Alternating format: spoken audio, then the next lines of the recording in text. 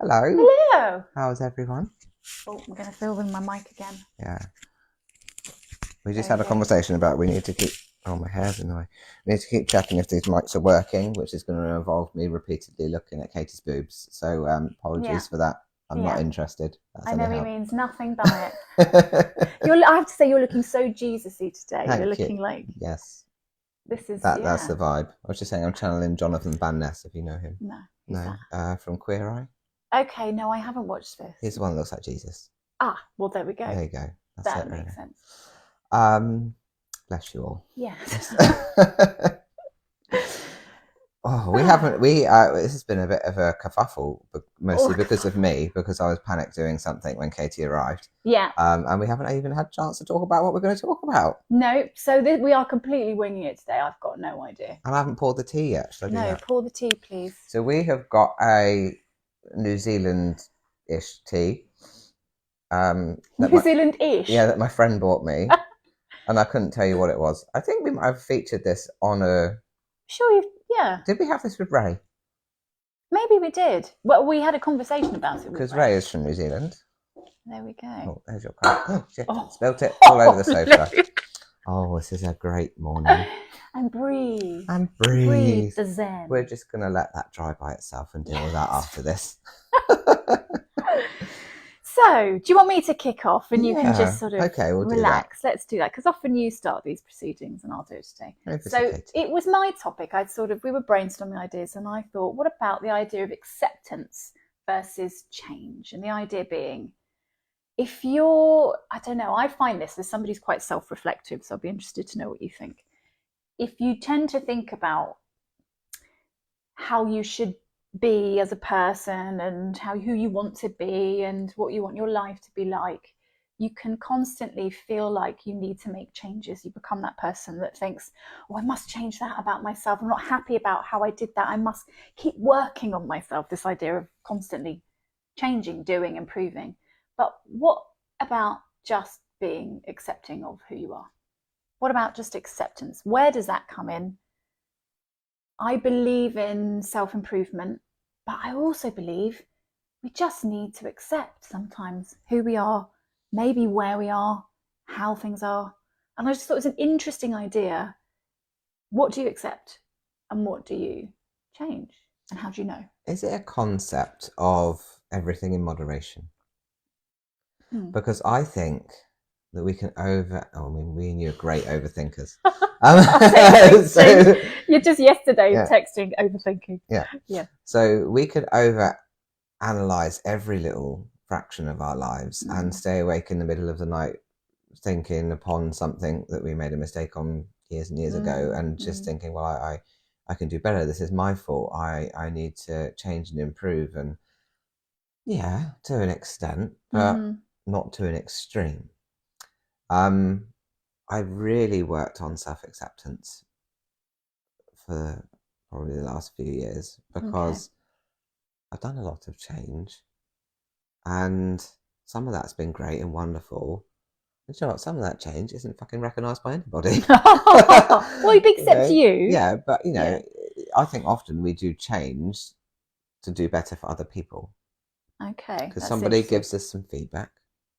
And we reflect upon it and we go, yeah, maybe I could have done that better, or that's given me an insight as to I wasn't very kind in that moment, or maybe I judged a bit quick, or, maybe I could have done it this way or that way.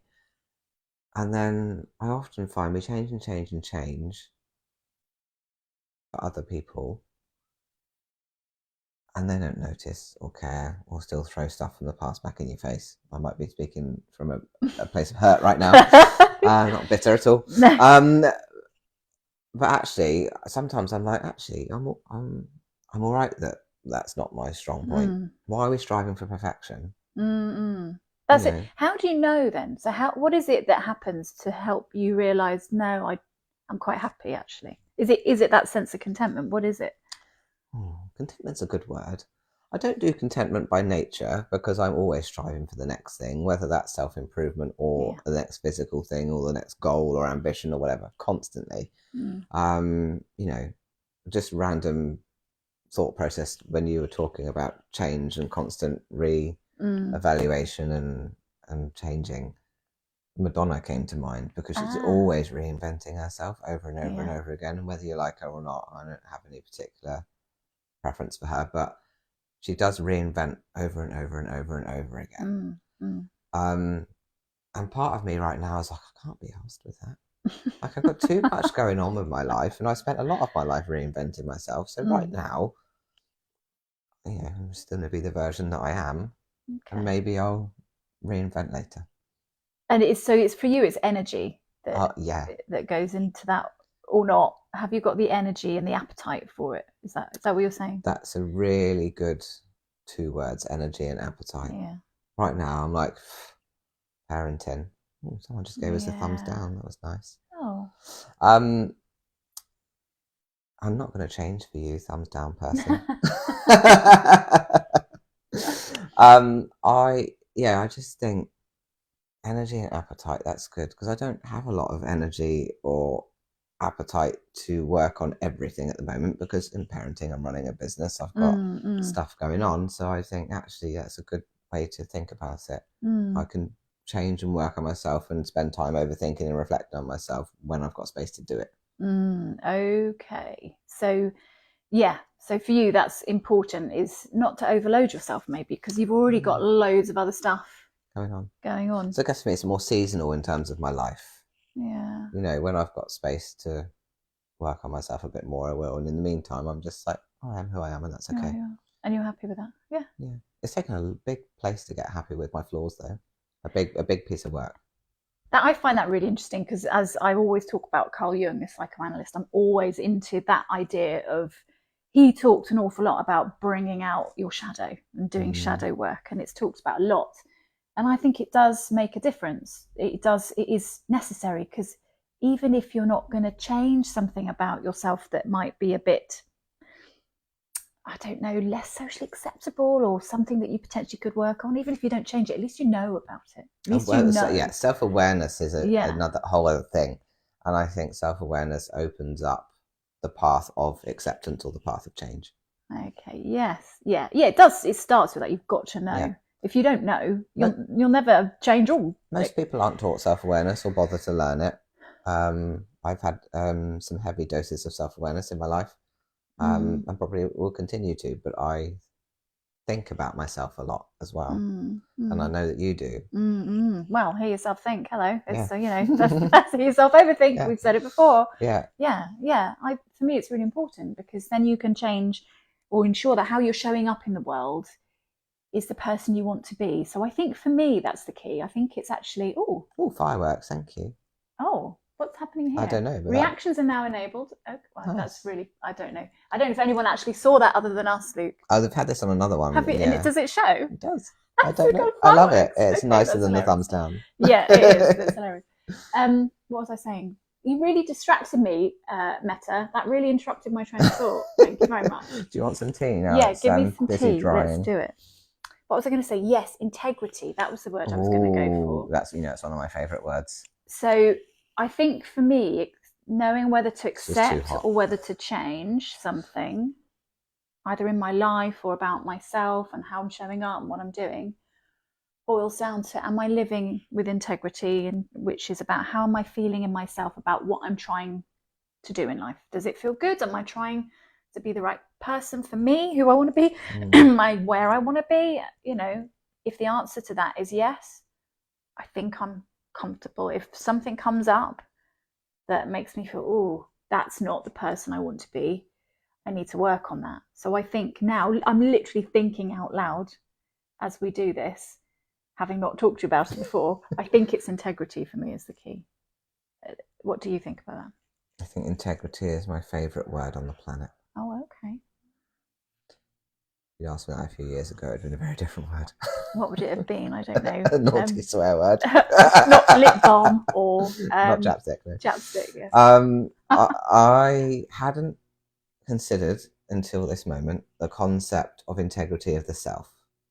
I think there's integrity about doing the right thing even when nobody is watching, and sticking to your core values and all of that stuff, which I'm very big upon. But I hadn't considered about, am I honouring integrity for myself? Am I in alignment with who I'm happy being, who I think, who I think I am, who I feel I am.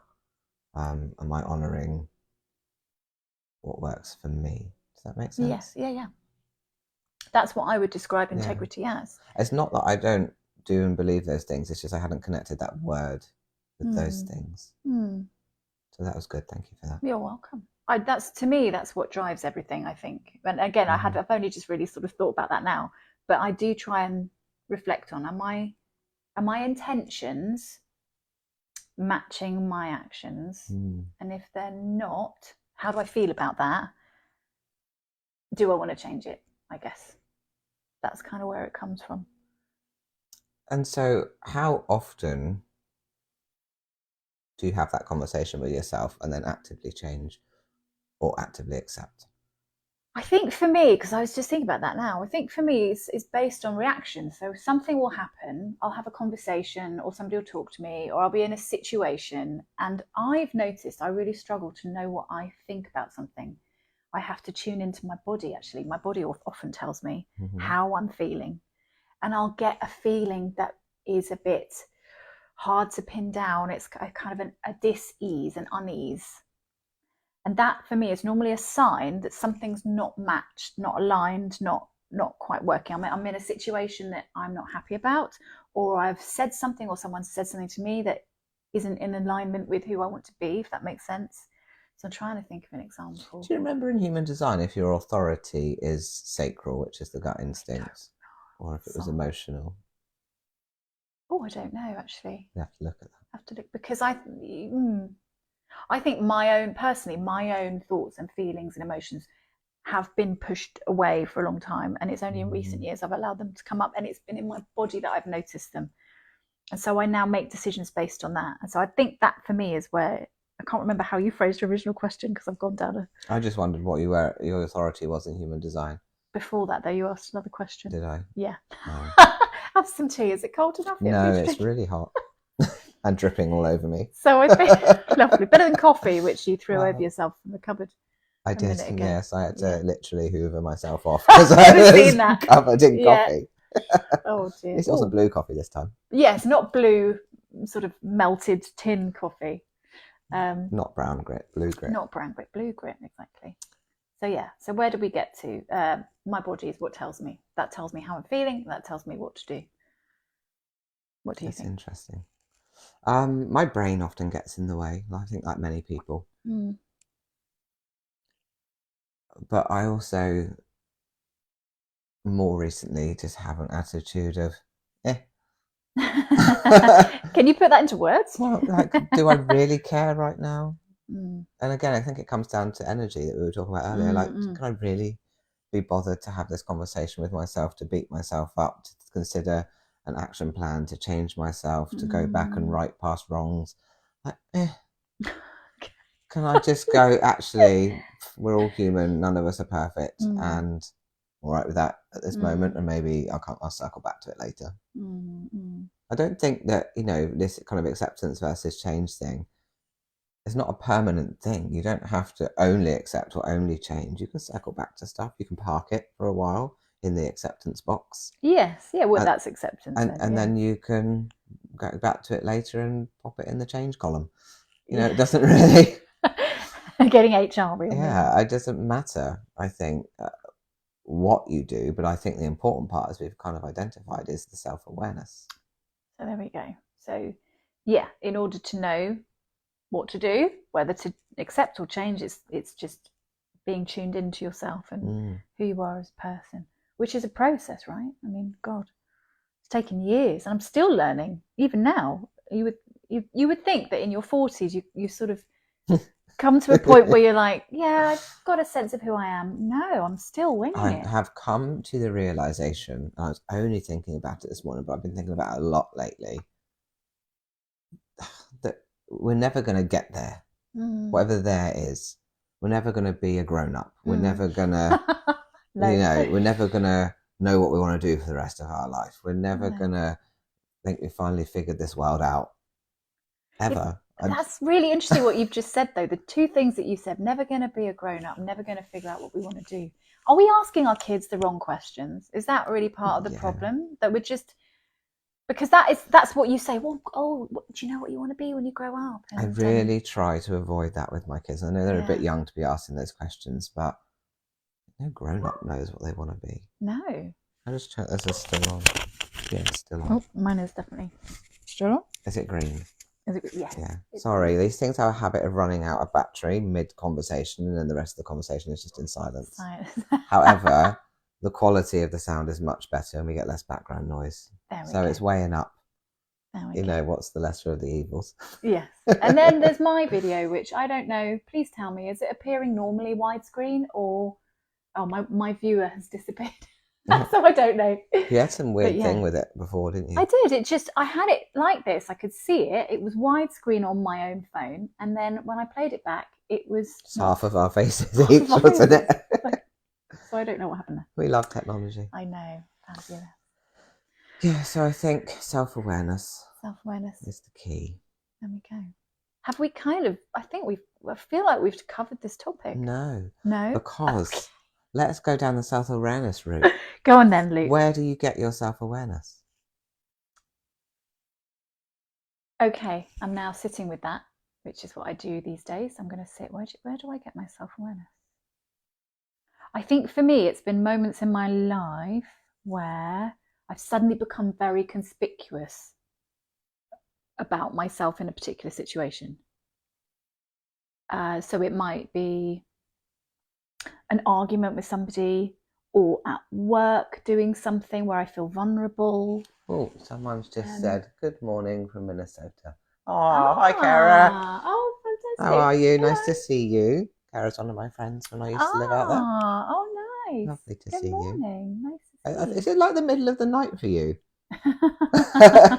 You say good morning. Why are you here? I think you're just up very early, Kara. Let me know what time it is. Yes, so it's moments where I've suddenly become very conspicuous of myself in a situation, I would say. Do you know what I mean? Mm-hmm. Where there's an emotional reaction that involves me being very self-aware, literally self-aware, aware in the moment, and I've been aware. The situation caused the self-awareness, but you observed the self-awareness yourself. Then processed it. I mean, this is off the top of my head. This is what I think must have happened over the years, is that I've just... developed it, but also an interest in it. I'm interested in psychology and human behavior, and I think maybe because I was always that child that was slightly on the outside of things, and so was observing and trying to understand, well, I'm here and you're there. It's 5 a.m. Oh, 5 a.m, my goodness. Go back to bed. Please. Yeah, sorry. Yeah. So I was always on the outside of things, so I wanted to understand, I think. When you say you're on the outside of things, what do you mean? I never felt like I had a good, solid group of friends like I would observe other people had. Especially at secondary school. Primary school, I had my buddies, but secondary school, things just felt a bit different. I don't know. I did have friends. I definitely did have friends, but I wasn't one of the cool ones, or like... We just had this conversation in the kitchen, didn't we? Yeah. As we were making the tea. We were both goodies at school, weren't we? Oh, boringly good. I wish I'd rebelled more. Yeah. I'm not going to tell my kids that. Am I going to tell my kids that? Maybe I am. I never had a detention because I genuinely thought that if I had a detention, it would go on my permanent record, whatever that is, and I wouldn't get a job. Oh, Luke, where did that come from? I have no idea. And my brother used to get detentions all the time, and then, you know, he never really had a job. He was always employed by my dad or self-employed. So I was like, oh, yeah, and it's true. It's true. There we go. Can't get a job if you get a detention. Oh, bless you. Weird. Yeah. And why did I so desperately want a bloody job? There we go. And then you worked you got your job, you worked in HR, which was all about helping other people in their jobs. Oh, that's not a lot of help in that department. Let's not go into that. Yeah. That's really interesting because I never got detention either. Oh my God, we're such kindred spirits, aren't we? We really are. But it became a thing. Like I never got one, And then I got really nervous about getting one. Like, I mustn't get one now. I've got to like year 5 or 10 or whatever it was. Yeah. I'm not allowed to get one now. I mustn't get one. It became a massive deal. Yeah, I'm with you. And they used to have a chart on the school wall of like, you'd have your detentions and your merits next to each other. Ooh, and I was that kid. Love the merits. I got all the merits, no detentions. We used to get things like that. I can't remember. We used to randomly get rewarded with McDonald's vouchers at school. Wow. Okay. We got so many merits. We got a McDonald's voucher. I think you can get away with that now. I think kids would still love it, frankly. Yeah. So just talking about kind of jobs, I think that's where I first learned self-awareness. Okay. Feedback culture. Feedback culture. Tell me more. Well, I'm not really into the feedback culture. Oh, there's a Robin out there. Hello, Robin. On the fence. I'm not really into feedback culture. You know, the shit sandwich. If anyone doesn't know the shit sandwich, it's where you say something nice about someone, give them the feedback, and then say something nice again to cap it off. I don't think it necessarily works. I mean, so the training that I've done for my coaching based on Nancy Klein's thinking environment is all about creating a positive environment for doing your best thinking, which is what school should be and what work should be, right? But it isn't. So she talks about a ratio of appreciation to criticism of 5-1. We should appreciate 5 times more than we criticize.